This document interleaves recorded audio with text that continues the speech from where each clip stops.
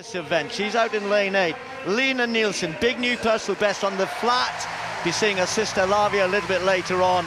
400-meter hurdles, her best. Great performance in the European Championships. Behind Femke Bol, who then went on to smash her own European record in the show de form last week. I'll bring Colin in on that performance shortly. Shamir Little, well, not in the American team, should have been. I'm not sure it was right to contest the 400 flat before the 400 hurdles. Then she finished 4th in that event, so will not be going to the Olympics in her best event. Rochelle Clayton, age 31, still getting better and better. Will be a contender for a medal. And then her younger teammate, Sian Summon, had a great season last year and was the one who improved to keep out Adrianette Knight of the Jamaican team. Kathleen Peters from Netherlands made the semi-final at the World Championships last year, set a new personal best in Ostrava earlier in the season. And then Jessie Knight, who's starting to find some better form after a bit of a tricky start to the season. Season's best last week, 54.59. I think that was the first time she was under 55 this year. I might have to correct myself. So Femke, come on, what have we got here? Really looking forward to this. 51.45 here last year, and we thought that was sensational. Well, she's just kind of upped the game a bit with that performance last weekend. Has guided herself through this Olympic year brilliantly well from a very quick flat indoor season, obviously, then coming outdoors. A little slower perhaps than we might have expected in the Stockholm Diamond League. It seems ages ago, weeks ago, but now in top form. So Femke Bol in her last race before she'll head to the Olympic Games to take on Sydney McLaughlin.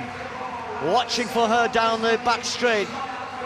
She tries to take 14 strides between each of the hurdles, at least a hurdle 8, and she's already forging ahead. Going well is Salmon it's actually Salmon going a little bit slow. It's Rochelle Clayton who's going really quickly in lane 4, the only two who are moving ahead of the rest of the field, and Clayton doing her best to keep as close to Bol as possible.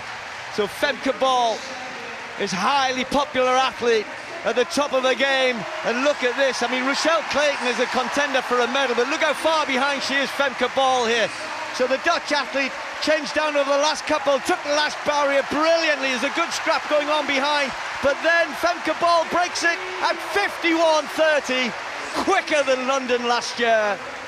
And if that's a sign that she's in better shape, and I think it is, because you're probably going to say to me that world-leading 50.65, why doesn't she do that? And I'm going to say to Colin, the show de form has a history of producing quick times. It's at 998 meters altitude. It's just legal for times, but it is a little bit of altitude, so we tend to see really fast sprint times at that location. But I think this is a great performance from Femke Bol, her best of the season, taking that run last week aside. Yeah, it was a really strong performance, wasn't it? From gun to tape, she had this race so beautifully balanced, and I've used that word so much already today because that's what all athletes are looking for, where you're just using all your energy very efficiently. She has to chop the first few hurdles doing 14 strides, and then she can open up when she comes around this bend. Beautifully lands on the same, her strong leg to do 15s to come in, and that's what you get rewarded with, a very strong performance. You know, Steve, I think this is one of the best seasons I've actually seen her have. It's been controlled. She hasn't raced as much as normal, and I think that has done her favours because she did run a lot indoors. And when you arrive just going into the major championships on top form as demonstrated here, wow, I am looking forward to this competition in Paris for sure. Yeah, she was looking for that speed indoors, wasn't she, to carry it through, but then you have to be careful about over-racing.